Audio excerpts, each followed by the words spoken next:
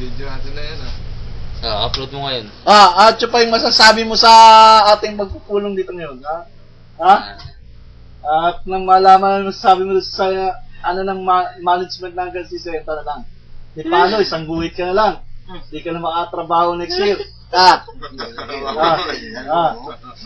Ilagay nyo Puta, malakas pa daw. Puta na, ayaw pa. Puta na. Ano? Tingin mo. Mag-exit ka o mag-exit ka na rin. Next year.